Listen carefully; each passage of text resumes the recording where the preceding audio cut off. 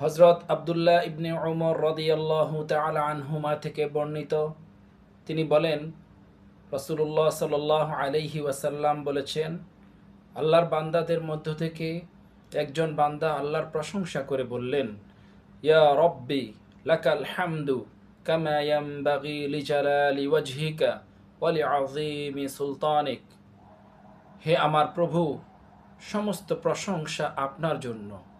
যেরূপ প্রশংসা যেরূপ প্রশংসার উপযোগী আপনি মহান সত্তা এবং আপনার সুবিশাল রাজত্বের জন্যে। আমি আপনার সেরূপ প্রশংসা করছি যেরূপ প্রশংসা আপনি মহান রব্বুল আলামিনের সত্তার জন্য প্রযোজ্য, যেরূপ প্রশংসা আপনার এই সুবিশাল রাজত্বের জন্য প্রযোজ্য।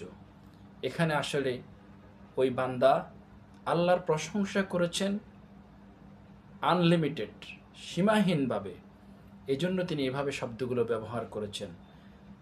যাই হোক, রাসূল সাল্লাল্লাহু আলাইহি ওয়াসাল্লাম বললেন, এই বান্দার প্রশংসা শোনার পর দুজন সম্মানিত ফেরেশতা কিরামান কাতিবিন, যারা সবসময় আমাদের আমলনামা লিপিবদ্ধের কাজে নিয়োজিত আছেন, সেই দুজন ফেরেশতা মহান রব্বুল আলামিনের কাছে গিয়ে বলেন, হে আল্লাহ, আপনার অমুক বান্দা আপনার এমন প্রশংসা করেছে, আমরা তার কি সওয়াব লিখব আমরা বুঝতে পারছি না। আল্লাহ রব্বুল আলামিন তখন ফেরেশতাদেরকে বলেন, ও আমার ফেরেশতা, আমার বান্দা কি বলেছে, কি বলে আমার প্রশংসা করেছে? তখন ফেরেশতারা, আল্লাহ রব্বুল আলামিন তো ভালো করেই জানেন, কিন্তু তিনি ফেরেশতাদের মুখ থেকে শুনতে চাচ্ছেন।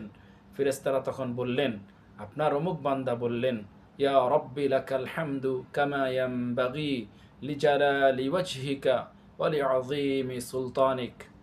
এই বাক্যটি শোনার পর আল্লাহ রব্বুল আলামিন তখন ফেরেশতাদেরকে বলেন, ও আমার ফেরেশতা, ও আমার ফেরেশতারা, আমার বান্দা যেই বাক্যটি দিয়ে আমার প্রশংসা করেছে, তোমরা হুবহুব সেই বাক্যটি তার আমলনামায় লিপিবদ্ধ করে রাখো।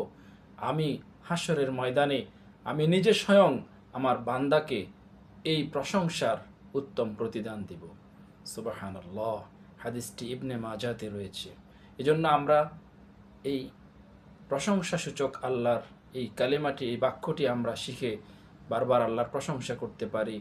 আমরা আমাদের এই স্বল্প জ্ঞানে কতটুকুই বা মহান রব্বুল আলামিনের প্রশংসা করতে পারি।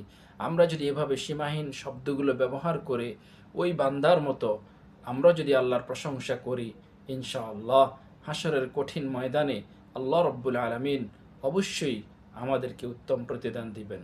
ইয়া রব্বি লাকাল হামদু কামা ইয়ানবাগি লিজালালি ওয়াজহিকা ওয়া লিআযীমি সুলতানিক।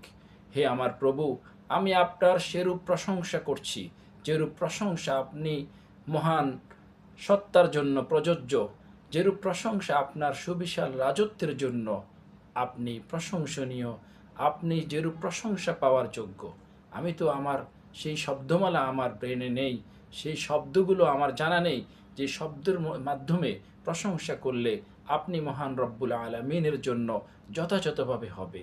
কারণ আপনি হচ্ছেন অসীম, আপনি হচ্ছেন সুবিশাল রাজত্বের মালিক, সব কিছুর একমাত্র মহান সৃষ্টিকর্তা।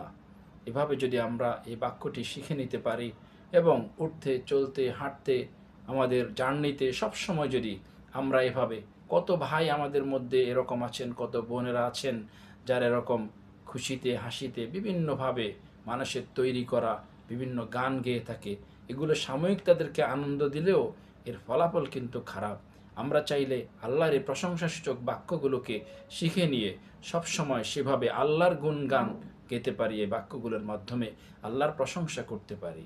মহান আল্লাহ আমাদের সকলকে সর্ব অবস্থায় মহান রব্বুল আলামিনের প্রশংসা এবং তার তাসবিহ পাঠ করে তার রেজামন্দি সন্তুষ্টি অর্জন করার তৌফিক